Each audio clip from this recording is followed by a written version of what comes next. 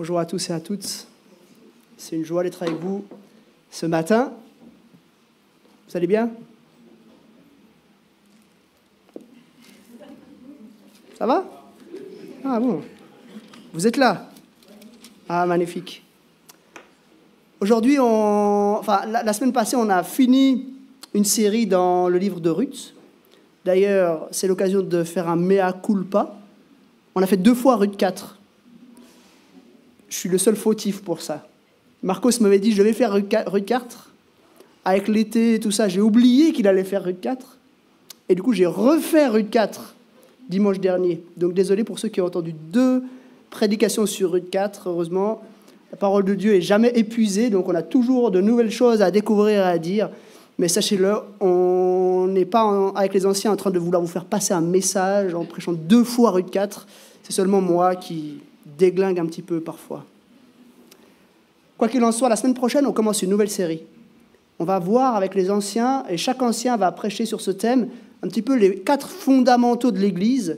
Alors, il y en aurait d'autres qu'on pourrait dire, mais ça, c'est les 4 fondamentaux qui se trouvent dans Acte 2, verset 42. On verra ça en 4 dimanches. Et puis, du coup, là, on est dans la transition entre 2 séries. Et puis, on est dans ce culte un petit peu de démarrage de l'année scolaire. Et qu'on le veuille ou non, notre Église et même notre société ici en Suisse est beaucoup plus organisée sur la base des années scolaires que sur la base des années civiles. Et du coup, maintenant, on vit un moment un petit peu de démarrage. Et je me suis dit, c'est le moment de donner un petit peu un mot d'ordre. Un mot d'ordre pour cette année scolaire. Et je dois vous dire une chose, c'est que j'ai un rêve pour cette année scolaire. Je rêve qu'on puisse vivre ensemble un réel en avant, un réel réveil, que Dieu nous secoue profondément et que ce réveil qu'on vive, nous, chacun d'entre nous à l'intérieur, puisse ensuite déborder au dehors de nous pour que d'autres puissent connaître le message de l'Évangile. Alors, quand on parle de réveil, le danger, c'est de regarder l'histoire. Il y a eu dans l'histoire plein de réveils qui ont pris des formes très différentes. Et du coup, le danger, c'est de se dire, OK, si on veut vivre un réveil, il faut le vivre comme telle génération qui a vécu un réveil à telle période. Et je crois qu'au lieu de ça, il faut plutôt essayer de voir les fondements, les éléments essentiels d'un réveil et essayer de les appliquer à une période particulière. Et comme on a l'habitude de le faire, on va aller dans la parole de Dieu pour voir un réveil. Et on va disséquer ensemble un réveil, pour voir comment Dieu œuvre ou a œuvré au travers d'un réveil. La Bible contient plusieurs récits de réveil, en fait, des moments où le peuple de Dieu, un petit peu comme un seul homme, est revenu à Dieu, s'est engagé envers Dieu. Il y a bien sûr, peut-être le plus connu de tous, c'est le réveil de la Pentecôte, où là, on a 3000 personnes qui reçoivent le Saint-Esprit et qui constituent la première Église, mais il y en a eu d'autres. Et on va parler d'un autre réveil qui a eu lieu 600 ans à peu près avant la Pentecôte, à l'époque d'un roi d'Israël qui s'appelait Josias. Et on va lire un texte assez long, parce que ce réveil, il s'étend sur 2 chapitres. Au début, j'ai voulu lire seulement un extrait, puis après, je me suis dit non. On parle de réveil, on va être secoué par la parole de Dieu, alors on va le lire en entier. Vous pouvez prendre dans les Bibles d'église ou alors dans votre Bible personnelle, c'est dans 2 Rois, chapitre 22, et puis le début du chapitre 23. Si vous n'avez pas de Bible avec vous, prenez-la, c'est exprès, on ne va pas afficher le texte, parce que j'aimerais vraiment vous encourager à avoir le texte sous les yeux.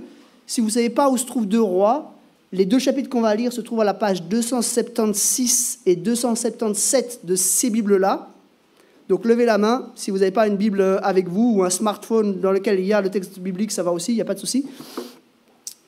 Et on va lire le récit qui nous est relaté dans le livre de 2 Rois. Simplement, avant de lire le texte de 2 Rois, chapitre 22 et le début du 23, quelques éléments de contexte pour qu'on soit bien dans le décor. Israël a été libéré d'Égypte vers 1500 avant Jésus-Christ.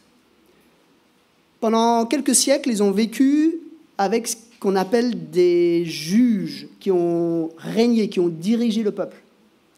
Et puis après quelques siècles, vers 1000 avant Jésus-Christ, se met en place une dynastie royale, avec un premier roi, Saül, et puis ensuite le roi par excellence, David. Mais ça va mal tourner à la suite du règne de Salomon, son fils. Juste après Salomon, le royaume va se diviser. Et puis, il y aura le royaume d'Israël au nord, le royaume de Juda au sud, et ça va durer comme ça pendant quelques siècles.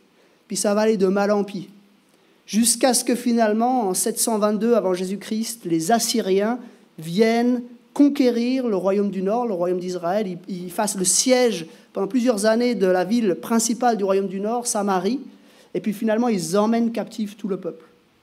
10 tribus sur 12 qui vont être simplement dispersées dans les nations.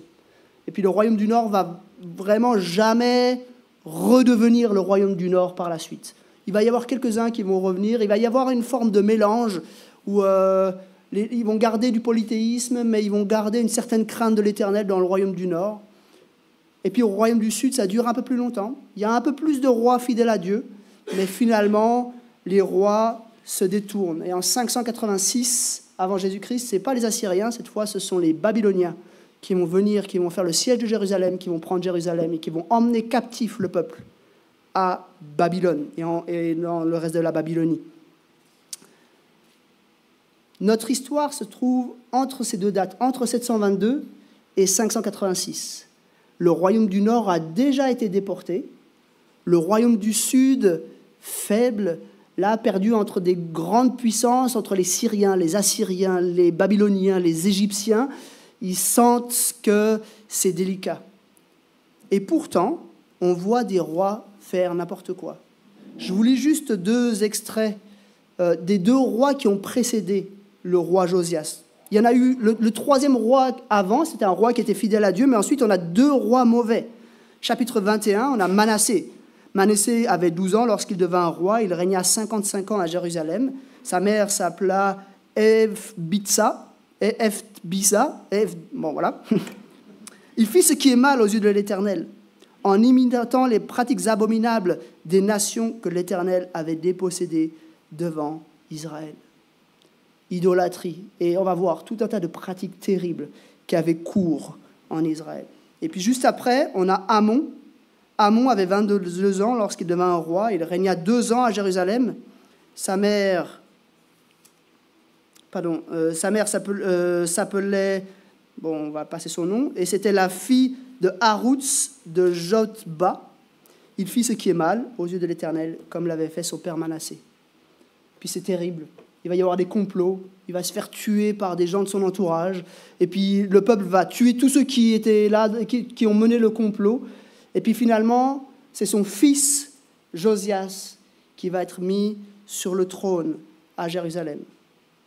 Voici maintenant donc ce que les chroniqueurs de 1 et 2 rois nous relatent des événements qui ont été vécus à l'époque du règne de Josias. Je vous invite maintenant du coup à prendre vos Bibles devant vous et je vais faire la lecture depuis 2 rois 22, verset 1 jusqu'à 2 rois 23, verset 30.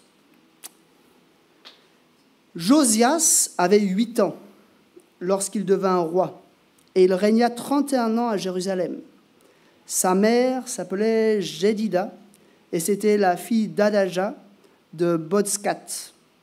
Il fit ce qui est droit aux yeux de l'Éternel, et il marcha entièrement sur la voie de son ancêtre David. Il ne s'en écarta ni à droite ni à gauche. La 18e année de son règne, le roi Josias envoya dans la maison de l'Éternel Shaphan, le secrétaire, le fils d'Atsalia et petit-fils de Meshulam. Il lui dit « Monte vers le grand prêtre Hilkidja, qu'il ramasse l'argent qui a été apporté à la maison de l'Éternel et que les gardiens de l'entrée ont récolté auprès du peuple. On confiera cet argent aux responsables chargés des travaux dans la maison de l'Éternel. Ils l'emploieront pour ceux qui travaillent aux réparations de la maison de l'Éternel, pour les charpentiers, les manœuvres et les maçons, pour l'achat de bois et de pierres de taille nécessaires aux réparations du temple. Mais on ne leur demandera pas de compte pour l'argent remis entre leurs mains, car ils agissent avec honnêteté. C'est alors que le grand prêtre Hilkidja dit à Shaphan, le secrétaire, « J'ai trouvé le livre de la loi dans la maison de l'Éternel. » Hilkidja donna le livre à Shaphan, et Shaphan le lut. Puis Shaphan, le secrétaire, alla faire son rapport au roi. Il dit, « Tes serviteurs ont ramassé l'argent qui se trouvait dans le temple et l'ont confié aux responsables chargés des travaux dans la maison de l'Éternel. » Puis Shaphan, le secrétaire, annonça au roi, « Le prêtre Hilkidja m'a donné un livre. » Et Shaphan le lut devant le roi. À l'écoute des paroles du livre de la loi, le roi déchira ses habits. Ensuite, il donna cet ordre au prêtre Hilkidja, à Achikam, fils de Shaphan, à Akbor, fils de Miché, à Shaphan, le secrétaire, et à son propre serviteur Azadja, « Allez consulter l'Éternel pour moi, pour le peuple, et pour tout Juda au sujet des paroles de ce livre qu'on a trouvé. En effet, elle doit être grande, la colère de l'Éternel qui s'est enflammée contre nous, parce que nos ancêtres n'ont pas obéi aux paroles de ce livre et ne se sont pas conformés à tout ce qui est prescrit. » Le prêtre Hilkidja, Achikam, Akbor, Shaphan et Azadja allèrent trouver la prophétesse Hulda.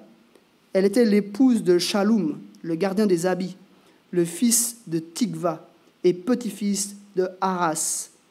Et elle habitait à Jérusalem, dans la ville neuve.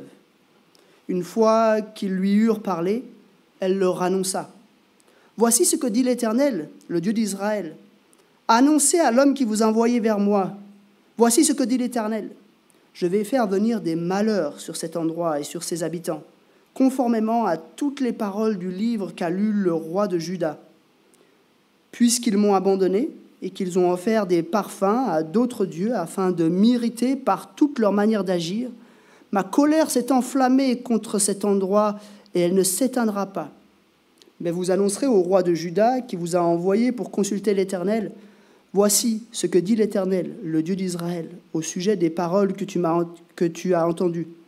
Ton cœur a été touché, tu t'es humilié devant l'Éternel, en entendant ce que j'ai déclaré contre cet endroit et contre ses habitants, à savoir qu'ils seront un objet d'étonnement et de malédiction.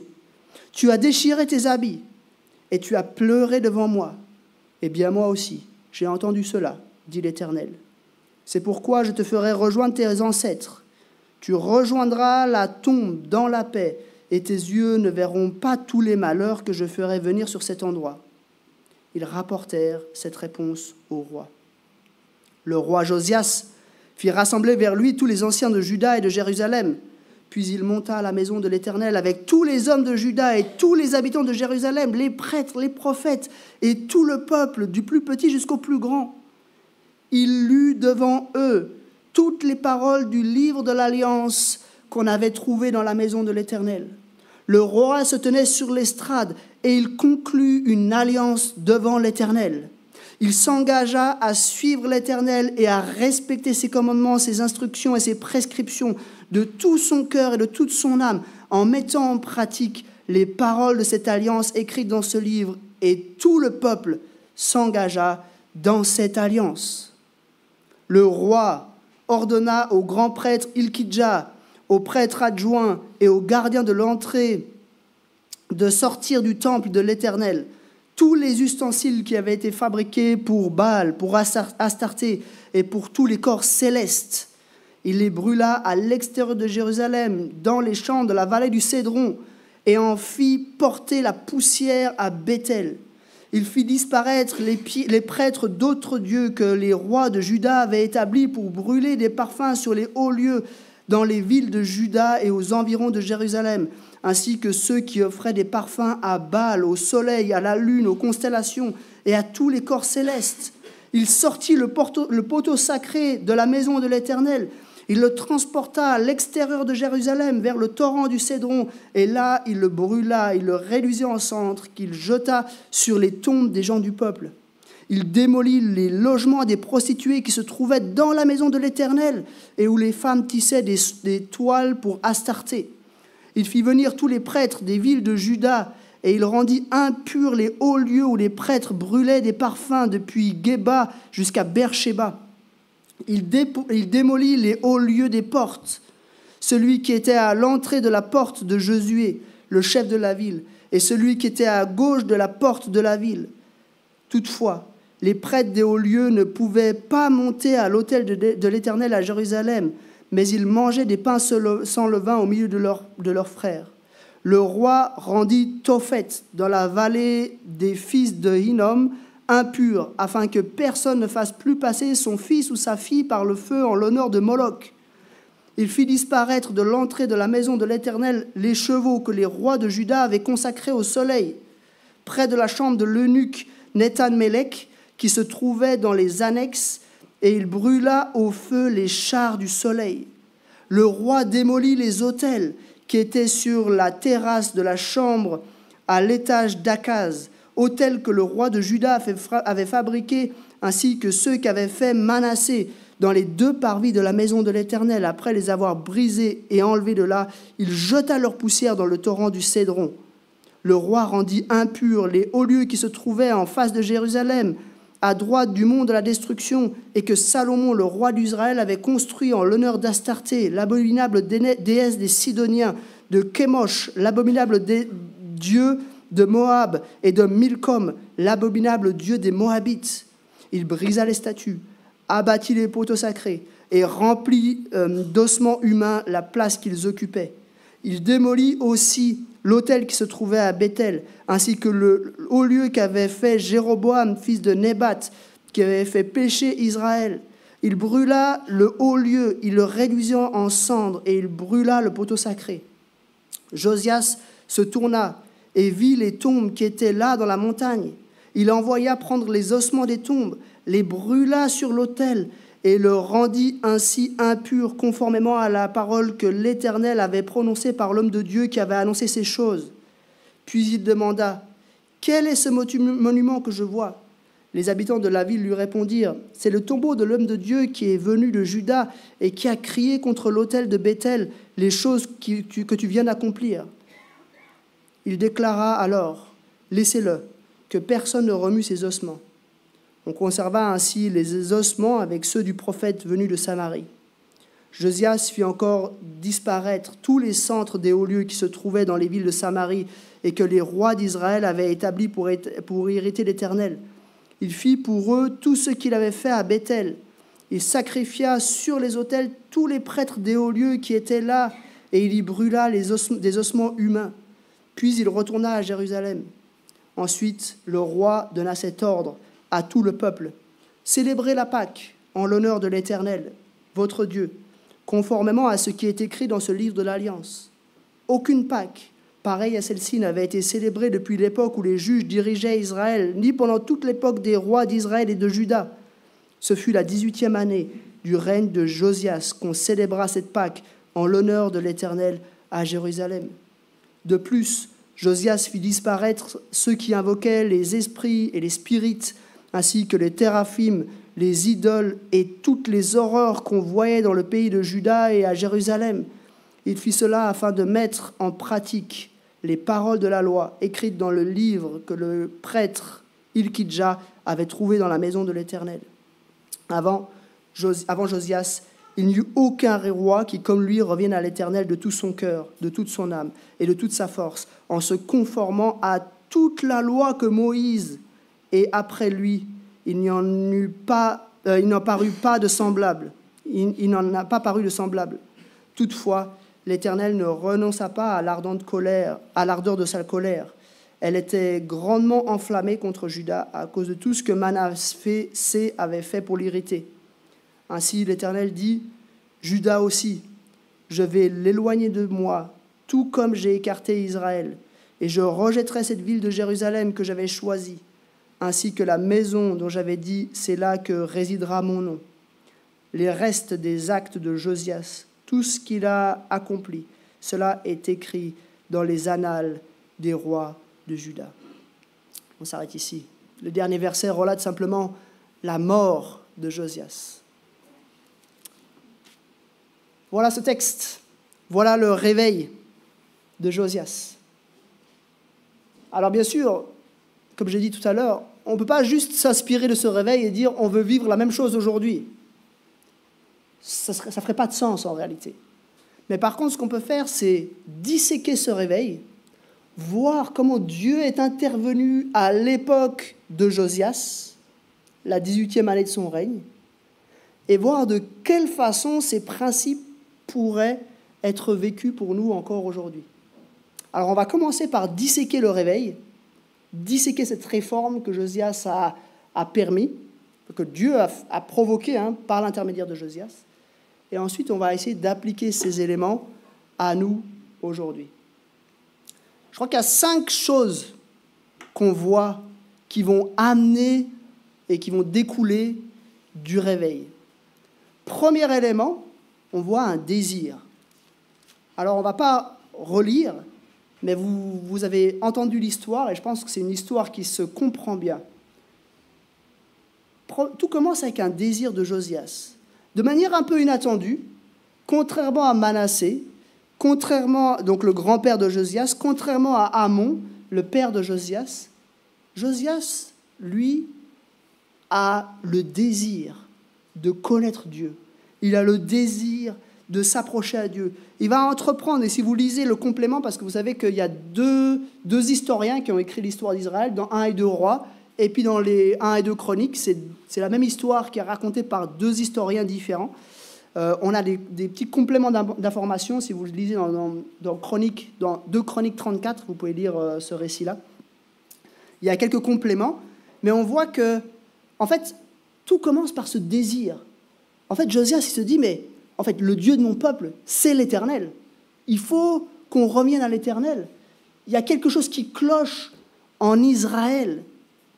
Et puis, ce qu'il va faire, assez logiquement, c'est qu'il va décider de remettre en avant le temple à Jérusalem. Parce que le temple existait, en fait. Il faut se mettre là dans la logique polythéiste de l'époque. Ça ne posait pas de problème aux gens de garder le temple, puis d'avoir toutes les idoles aussi autour. C'était absolument une violation de la loi de Dieu. C'était absolument contraire à tout ce que Dieu avait annoncé, prescrit, ordonné à son peuple au moment où son peuple était entré dans le territoire d'Israël. Mais dans la pensée des peuples de l'époque, ce n'était pas impossible. Du coup, Josias lui dit non, on va remettre en avant le temple à Jérusalem. Il a ce désir de revenir à Dieu.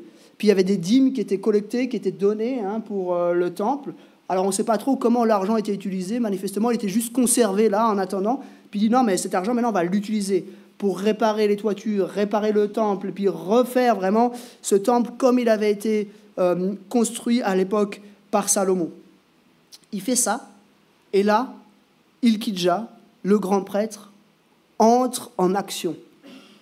Et là, on ne sait pas exactement. Jusqu'ici, je pensais toujours qu'à ce moment-là, un peu dans les décombres du temple, Hilkidja avait découvert le livre de l'Alliance, le livre de la loi.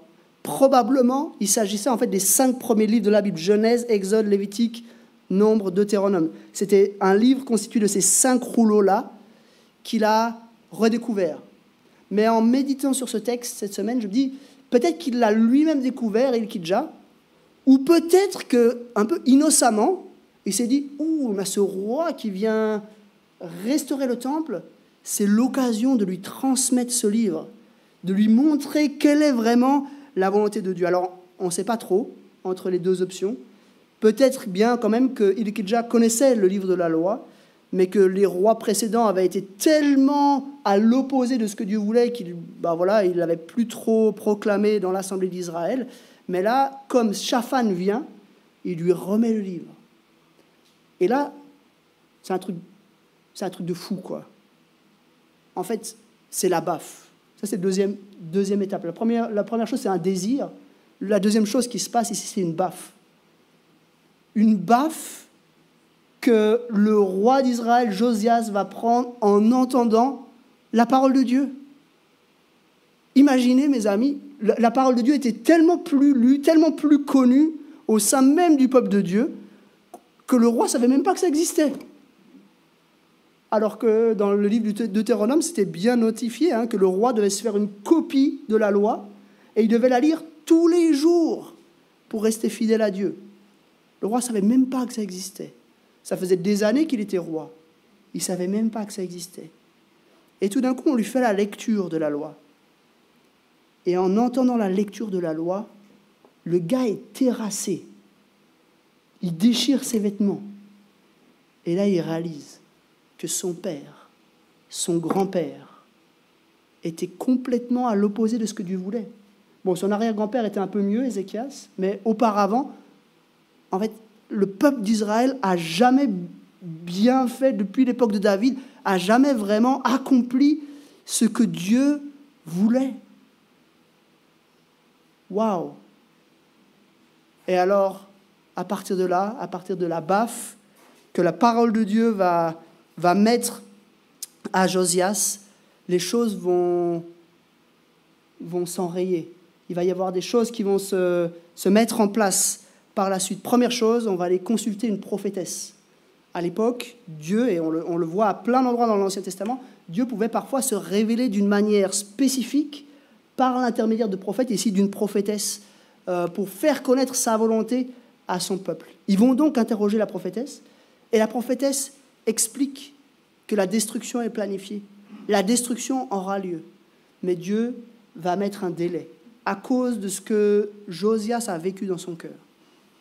Et puis, sur la base de cela, Josias va mettre en place une grande réforme.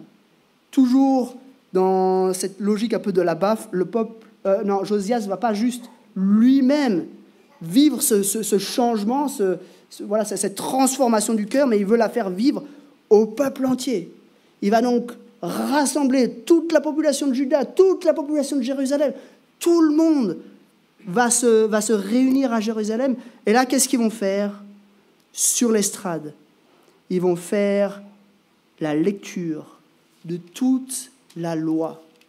On ne sait pas s'ils ont tout lu, mais en tout cas, le texte le dit, il lut devant eux toutes les paroles du livre de l'Alliance qu'on avait trouvé dans la maison de l'Éternel. Vous imaginez ce moment solennel où le peuple est là réuni, et pendant des heures, peut-être pas tout le livre de la loi, parce que là, il s'agit du livre de l'Alliance, alors c'était peut-être juste le dernier livre, le livre du Deutéronome qui a été lu, mais quand même, il faudrait un bon moment pour lire ça, probablement pendant plusieurs heures. Josias, le roi, s'est tenu devant le peuple et a lu le livre devant eux. Et sur la base de cette lecture, il va y avoir un temps de consécration. Le peuple va vraiment donner tout son cœur à l'Éternel. Je veux juste vous relire les paroles que Josias a dites au moment où il va refaire alliance, se reconsacrer à Dieu avec le peuple. Écoutez bien ce que le roi dit. C'est au verset 3 du chapitre 23. Il s'engagea à suivre l'Éternel et à respecter ses commandements, ses instructions et ses prescriptions de tout son cœur et de toute son âme, en mettant en pratique les paroles de cette alliance écrite dans ce livre. Et tout le peuple s'engagea dans cette alliance. Voilà ce qui se passe. Le roi s'engage lui-même personnellement en disant « Je vais suivre le livre de l'alliance ». Et tout le peuple refait en quelque sorte alliance avec l'Éternel. Je ne sais pas vous, mais moi, ça me donne la chair de poule de penser à des moments solennels comme ça. Des moments où tout d'un coup, un peuple qui était idolâtre revient à Dieu. Il réalise la perdition dans laquelle ils sont, le mal qu'ils ont pu faire. Ils reviennent à Dieu et ils s'engagent tout à nouveau devant Dieu. Troisième étape, on a la repentance. Et là, vous l'avez lu, j'ai fait le choix de le lire en entier. Toutes ces étapes de purification du pays. Ces étapes de purification, elles nous montrent un petit peu aussi à quel point le peuple était loin de Dieu. Vous avez vu tous les hauts lieux qu'ils ont faits. Même dans le temple, ils avaient monté un poteau sacré. C'était l'horreur. Et on voit que le roi va ordonner de faire le ménage dans le pays. Tous les hauts lieux vont être brûlés. Le temple va être purifié. Tous les endroits qui étaient dédiés à d'autres dieux vont être déclarés impurs. Vous avez vu qu'il y avait même une pratique de brûler ses enfants en l'honneur d'une autre divinité. Toutes ces choses-là, même les ossements de ceux qui avaient servi d'autres dieux vont être brûlés. La logique du roi, c'est vraiment de faire place nette. Plus de compromis. C'est fini. On ne laisse pas quelque part une petite porte entrouverte pour l'adoration d'un autre Dieu d'une certaine manière. Le roi ne fait preuve d'aucun compromis. C'est une repentance, pas juste du roi lui-même. Il avait déjà en quelque sorte manifesté la repentance en déchirant ses vêtements. Mais là, c'est carrément une repentance nationale. C'est une repentance du peuple dans son entier qui réalise son péché et qui se dit non, nous devons revenir à l'Éternel. On doit faire maintenant place nette. On doit nettoyer l'entièreté du pays. Et ça va même déborder. Je ne sais pas si vous avez remarqué, mais il va même aller jusqu'en Samarie. Donc en fait, il va aller même dans le royaume du Nord pour détruire des hauts lieux, même dans le royaume du Nord. Donc c'est vraiment en quelque sorte une consécration dévorante qui anime le roi. Il se dit, mais voilà, il faut revenir à Dieu à tout prix. La 4e étape, c'est un désir d'obéissance. On voit qu'en fait, il y a un lien entre la baffe qu'il a pris de la part de la parole de Dieu et cette consécration. Ce lien entre les deux, c'est un désir d'obéissance. Et il le dit dans la fin du texte. Il le dit à plusieurs reprises, c'est toutes ces choses qu'il veut faire, c'est conforme à la loi de l'Éternel. C'est pas juste quelque chose de nouveau qu'il veut inventer. C'est pas une nouvelle vague dans l'histoire des hommes. Non, ce qu'il veut faire, c'est être obéissant, se montrer obéissant à la loi de Dieu. Et puis finalement, le dernier élément que je vois dans ce texte, c'est la bénédiction. Dieu va bénir en fait ce réveil, cette réforme, ce moment particulier de l'histoire d'Israël. Dieu ne va pas enlever son jugement. Et on va le voir après, il y a d'autres mauvais rois qui vont intervenir. Et puis finalement, comme je l'ai dit, en 586, le royaume du Sud va être déporté. Dieu va maintenir la lignée royale pour pouvoir faire venir le Messie 500 ans plus tard. Mais à ce moment-là, Dieu va quand même exercer son jugement. Donc Dieu n'oublie pas son jugement, mais malgré tout, il fait preuve de bénédiction. À 2 moments dans le texte, il l'annonce par la prophétesse. Ce n'est pas lui-même, Josias, qui va voir le malheur et la destruction, mais Dieu va comme en quelque sorte mettre un délai. Dieu va dire, à cause de l'attitude de ton cœur, je vais mettre un délai. Ces choses-là vont arriver parce que le peuple n'est pas capable d'obéir. Il n'est pas capable de rester fidèle à ma loi. Mais à cause de l'attitude de ton cœur, je vais mettre un délai. Et puis, l'autre bénédiction qu'on voit, c'est cette fête de Pâques. Ça n'avait jamais été vécu comme ça. Dans le livre de Chroniques, si vous lisez le texte parallèle, c'est même marqué que depuis l'époque de Samuel, le prophète Samuel, avant même les rois, on n'avait jamais vécu une Pâque comme ça en Israël. Et dans le livre des Chroniques, on voit tous les animaux qui vont être sacrifiés. Enfin, on voit vraiment l'ampleur de la fête. Il y a les descendants d'Asaph qui sont là pour louer, pour chanter, tout ça. Enfin, c'est une fête absolument grandiose.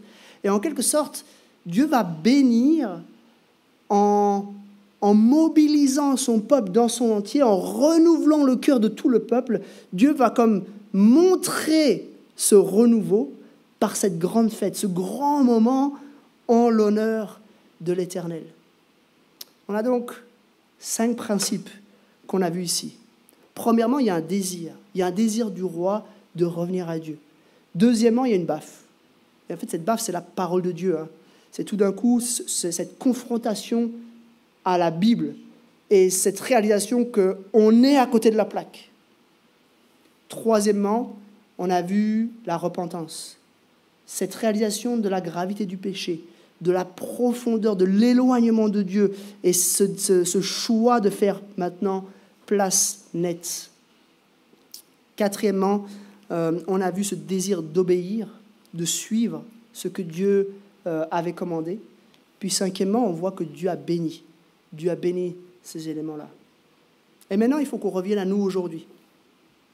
Comment est-ce que nous devrions vivre ces éléments aujourd'hui? Les réveils, il y en a eu plein. Il y en a eu dans l'histoire d'Israël. Il y en a eu dans l'histoire de l'Église naissante. On le voit dans le livre des Actes. Il y a plusieurs vagues, en particulier 3 vagues de réveil, un petit peu dans le livre des Actes. Et puis, il y en a eu dans l'histoire.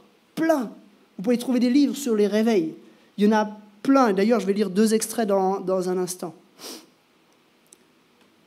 Mais je crois que c'est 5 principes, en quelque sorte, même si la forme peut énormément changer, même si en fonction des cultures dans lesquelles le réveil va se manifester, la forme peut énormément changer, je crois que, d'une certaine façon, ces 5 principes demeurent. Premièrement, un désir de revenir à Dieu. Et mes amis, je vous ai dit, c'est comme un peu un mot d'ordre pour cette année. Qu'on puisse vivre ce réveil. Premièrement, qu'on puisse expérimenter ce désir de revenir à Dieu. Tout à l'heure, on va faire les annonces pour toutes les activités. On a plein d'activités dans notre Église. C'est trop bien. On a des groupes de maison, des groupes d'hommes, des groupes de femmes, des groupes de jeunes, des activités pour les enfants. On va avoir un groupe découverte, etc. C'est magnifique tout ça. Mais en fait, ce qui compte, c'est que nos cœurs désirent vivre pour Dieu, qui désirent Dieu lui-même, en fait. Cette soif insatiable qui nous prend et qui fait qu'on a envie de passer du temps dans la lecture de la Bible, de passer du temps à la lecture de la parole de Dieu. Deuxième étape, la baffe. Je crois qu'il faut qu'on soit prêts, nous aussi, à prendre des baffes à la lecture de la parole de Dieu, à la lire d'une manière qui soit renouvelée, qu'on se laisse modeler, qu'on se laisse reprendre. On a tous des domaines. On n'a pas construit de poteau sacré dans le temple à Jérusalem, mais on a tous nos lieux de péché. Et on a tous besoin de se consacrer à Dieu tout à nouveau. Et là, j'aimerais vous encourager. On a dans notre Église un petit plan de lecture qui vient de commencer pour le mois de septembre. Il se trouve là derrière. Si vous avez envie de vous lancer dans une lecture régulière de la Bible, si vous avez déjà un moyen de lire la Bible, continuez simplement ce que vous avez l'habitude de faire.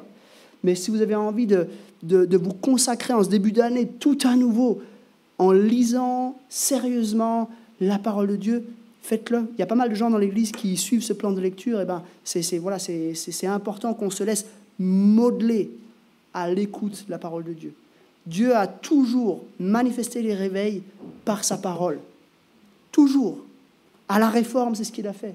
Au réveil de Genève en 1517, c'est ce qu'il a fait. Il a utilisé pour ces 2 événements essentiellement l'Épître aux Romains. À d'autres périodes, c'est ce qu'il a fait, etc., etc., etc.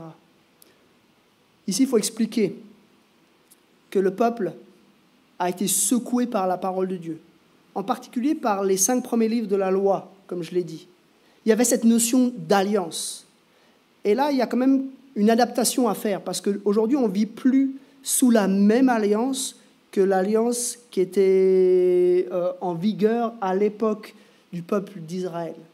D'une certaine manière, on vit toujours sous cette alliance. Mais en tout cas, c'est quelque chose de bien différent. Aujourd'hui, c'est plus le respect de la loi dont va dépendre les bénédictions et les malédictions. Aujourd'hui, nous sommes un peuple qui a été racheté par Jésus-Christ. Aujourd'hui, nous sommes un peuple qui sommes morts à nous-mêmes et qui vivons par Jésus-Christ. Sur la base de notre foi en la mort et en la résurrection de Jésus, on a reçu le pardon de nos péchés. On appartient à Dieu totalement. On est consacré à lui totalement. Et on est pardonné, justifié, gratuitement. Alors certes, les choses ont un petit peu changé par rapport à cet événement d'il y a 2600 ans. Mais malgré tout, on voit que l'intention du cœur reste la même. Cette intention de se consacrer, de se laisser transformer, de prendre une baffe à la lecture de la parole de Dieu. Mes amis, on a besoin de découvrir et de redécouvrir ce que Christ a accompli à la croix, ce que Christ a accompli en ressuscitant pour nous aujourd'hui. Et je lirai un extrait d'un livre tout à l'heure à ce sujet. On a besoin de se repentir. On a besoin de se repentir. Je ne sais pas quels sont les domaines de lutte, mais il y a toujours des moments dans la vie chrétienne où voilà, on va être peut-être un peu plus accommodant avec le péché. Et ce matin, j'aimerais nous encourager à, comme le peuple à l'époque de Josias, faire place nette, traquer le péché dans nos vies. Et je suis sûr, chacun de nous, on peut penser à un domaine du péché avec lequel on lutte en ce moment. Peut-être que le domaine avec lequel tu luttes, ça peut être l'animosité, la rancœur. Peut-être que tu luttes avec des désirs plutôt d'ordre sexuel, avec la pornographie, avec d'autres formes de tentation. Peut-être que tu luttes avec la colère. Peut-être que tu luttes avec le matérialisme, le désir d'en posséder toujours plus. Peut-être que tu luttes avec l'indépendance, le fait d'avoir suffisamment pour gérer ma vie par moi-même. Peut-être que tu luttes avec le désir de gloire, d'être glorifié pour ton travail, pour d'autres choses que tu peux faire en dehors, et puis te dire, moi je veux être reconnu pour ces choses-là. C'est le moment de se repentir. C'est le moment de se repentir, et moi aussi, j'ai besoin de me repentir. C'est le moment de faire place nette, de ne pas laisser une once de terrain au mal. On va rester pécheurs, mes amis. Jusqu'au retour de Christ, on va rester pécheurs. Mais on ne doit jamais baisser les bras. On doit continuer la bataille avec les forces que Dieu nous donne pour que le mal dans nos vies soit éradiqué. On sait qu'on sera parfait seulement quand on sera avec lui dans sa présence. Mais on doit continuer ce combat. La quatrième chose, c'était l'obéissance. On doit s'engager à obéir, se consacrer tout à nouveau et dire, Seigneur, on veut t'aimer de tous nos cœurs, de toutes nos forces, de toute notre âme. On veut revenir à toi. On veut brûler pour toi. Pas pour une activité, pas pour, l'église de la Servette. On veut brûler pour Dieu lui-même. On veut brûler pour Jésus-Christ qui a donné sa vie pour nous. Ça, c'est ce qu'on veut vivre cette année. Puis finalement, il y a eu la bénédiction. En fait, paradoxalement, des fois, on a l'impression que le réveil, c'est des moments où, tout d'un coup, il y a beaucoup de conversions. Mais en réalité, et ça, c'est Roy Hession qui m'avait aidé dans un livre à comprendre cela, c'est pas les conversions ne sont pas le réveil. Les conversions sont le fruit des bénédictions du réveil. Le réveil, c'est quelque chose qui se passe dans le cœur des croyants. Il faut que nos cœurs soient réveillés. Et nos cœurs étant réveillés, ce que nous vivons va déborder sur d'autres qui vont être attirés. C'est vrai que souvent, dans les phases de réveil, il y a des conversions. Mais ça, c'est la bénédiction. C'est en fait ce qui découle du réveil. Ce n'est pas le réveil lui-même.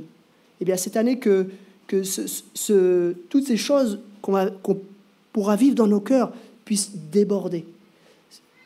Ce désir, cette remise en question de la parole de Dieu, cette repentance, cette consécration, toutes ces choses puissent exploser au point de déborder et d'attirer d'autres auprès de la croix et de la parole de Dieu. J'aimerais finir en lisant 2 extraits qui m'ont touché dans mes lectures de ces dernières années. Premièrement, il y a ce livre. D'ailleurs, si vous les voulez, je vous les prête avec joie. Ce livre, il s'appelle « Contre vents et marées ». Ça, c'est le témoignage d'un monsieur qui s'appelle H.E. Alexander. C'est un monsieur qui est en fait à l'origine de notre petite famille d'église de l'Action biblique. Et parfois, on n'en parle pas trop de ce monsieur parce qu'on ne veut pas, en quelque sorte, idolâtrer le passé. Et c'est vrai, parfois, on a pu un petit peu mettre trop d'emphase sur notre histoire. Mais malgré tout, notre passé, c'est notre passé. Il y a des choses qui sont moins belles, mais il y a des belles choses qui se sont vécues. Et j'aimerais juste vous lire un extrait d'un temps de réveil que ce monsieur H.E. Alexander a vécu quand il était à l'Institut biblique à Glasgow. Il nous dit ceci. Lui-même n'a pas encore été saisi par le réveil, mais il voit que autour de lui, les autres étudiants, et même dans la ville, des gens semblent remués par ce réveil. Et il écrit ceci, j'aimerais juste vous lire à la page 86 un petit extrait. D'ailleurs, lisez ce livre, ça vaut le coup, c'est un livre qui est très rafraîchissant. Il parle du réveil, il dit ceci. « L'expérience était si vive que chacun ne pouvait que reconnaître son état de péché à mesure que l'Esprit le lui révélait et laisser Dieu établir son œuvre sur la base de la repentance. Cette révélation profonde de la sainteté de Dieu céda bientôt la place à une révélation de la croix du calvaire et des souffrances de Jésus-Christ, versant son sang pour chacun de nous. Car là est, en effet, la pierre de touche et le fondement du ministère chrétien. Et tandis que l'un après l'autre, les frères découvraient comme tout à nouveau la croix de Christ, la révélation de l'amour de Jésus-Christ les jetait, brisés, à ses pieds, et ouvrait leur cœur au flot de cet amour qu'ils avaient déjà tous prêché. Cet ami me dit que ce sentiment avait été si grand, si profond, que c'était comme si la croix avait été à nouveau dépeinte à leurs yeux. Nos frères furent alors pressés de s'humilier devant cet amour qui les rendait conscients de leur froideur persistante et de la grande pauvreté du service accompli dans ces conditions. » Waouh! Là, on a des étudiants en théologie, des gens qui se préparent pour être pasteurs, qui tout d'un coup réalisent tout à nouveau la grandeur de ce que Christ a accompli à la croix. Voilà ce qu'on veut vivre. Voilà ce qu'on veut vivre cette année. Et j'aimerais vous lire un extrait d'un autre petit livre, des extraits, pareil, je peux vous le prêter si vous le souhaitez, des extraits de prédication d'un grand prédicateur du passé qui s'appelle Spurgeon. Et j'aimerais vous lire, c'est tout des petites méditations sur le réveil. Donc ça s'appelle « À ceux qui prient pour le réveil ». Ça, c'est le titre du livre. Et le chapitre 1, je vais vous lire, c'est juste une page, le chapitre 1, c'est très bref, mais ça m'a vraiment saisi et j'aimerais vous le lire pour le partager avec vous. Il introduit avec un verset de la Bible, il dit « Que la foi, la paix et la charité soient avec tous les frères de la part de Dieu le Père et du Seigneur Jésus-Christ. Amen. » Chers frères et sœurs en Jésus-Christ, permettez à une faible voix amie de s'introduire jusque dans vos maisons pour vous apporter tout d'abord un vœu de bénédiction sur vous et sur les vôtres. C'était un début d'année. Puisse cette année 1860, qui s'ouvre à tous d'une manière si sérieuse, vous être, à vous et à vos familles, un an de grâce toute nouvelle. Un an qui marque dans l'histoire de vos âmes comme un grand pas fait dans la foi, dans l'amour et dans le détachement du visible pour l'invisible. Puisse-t-elle vous être un an qui marque dans l'histoire de vos familles par ces conversions si ardemment désirées de vos cœurs, par ces réveils qui transforment des Sauls en Paul, par ces réformes qui changent des maisons troublées en Bethel. Puisse-t-elle surtout être réellement pour notre bien-aimé pays l'an favorable, l'an de la bienveillance et du salut. Pour cela, chers amis, nous sentons tous le besoin d'en faire une année de prière. Oui, nous sentons le besoin de nous réveiller dans ce travail à genoux, le plus puissant de tous. Nous sentons le besoin que Dieu daigne vivifier nos eaux desséchées, daigne réveiller nos familles et nos églises. Bénissons Dieu, car ce besoin, ce désir, cette faim et cette soif de l'esprit, cette recherche plus sérieuse, plus vivante de la prière, soit de la prière individuelle, soit de la prière collective, ne soit-elle pas déjà le commencement du réveil ? Ne sont-elles pas déjà un premier exaucement ? Cependant, disons-le, nous n'avons obtenu que peu de choses en comparaison de ce qu'il faut obtenir. Les vierges sages s'aperçoivent qu'elles se sont endormies et s'en infligent bien. Mais ce n'est pas tout. Il faut qu'elles rallument leurs lampes et reprennent leur marche au-devant de l'époux.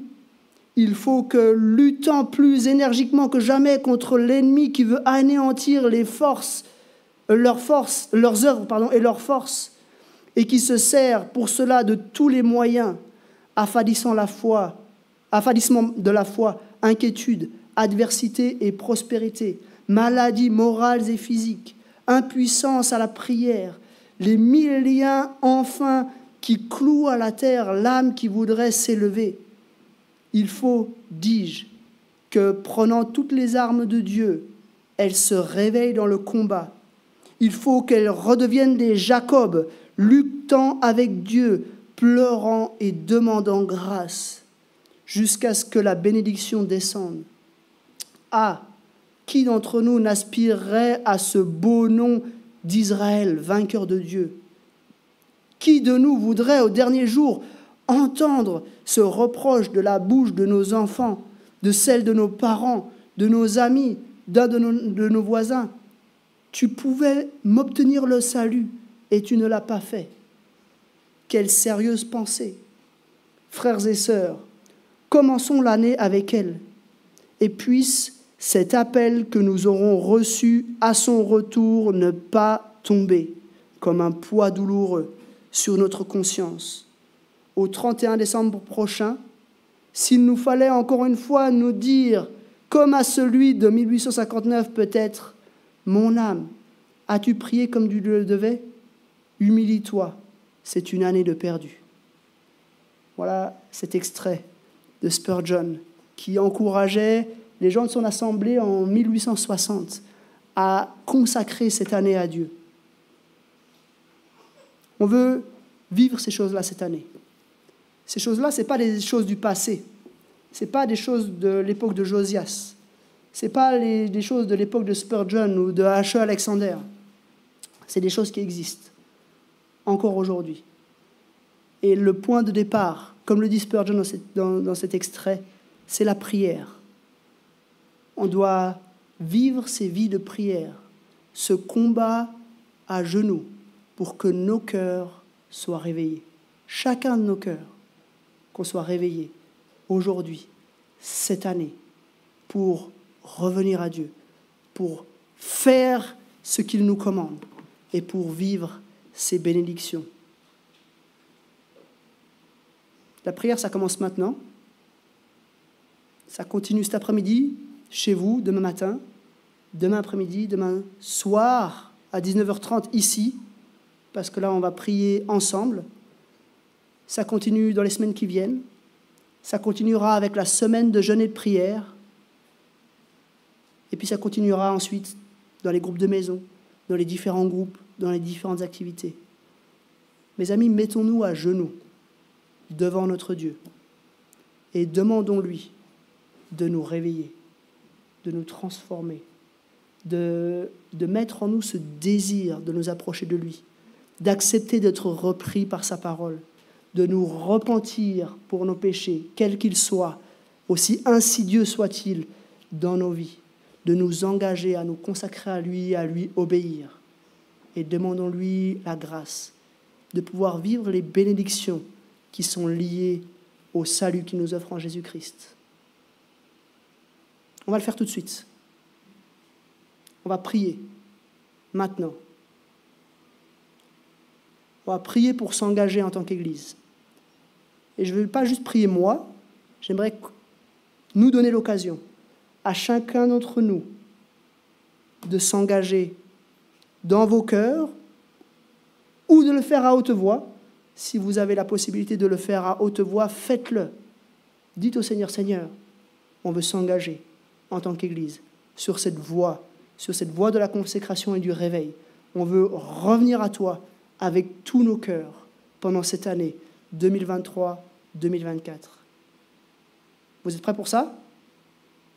Alors, on prend le temps de prier, on prendra le temps qu'il faudra, il n'y a pas de problème. Mais j'aimerais encourager chacun et chacune qui veut le faire, à le faire. Prions.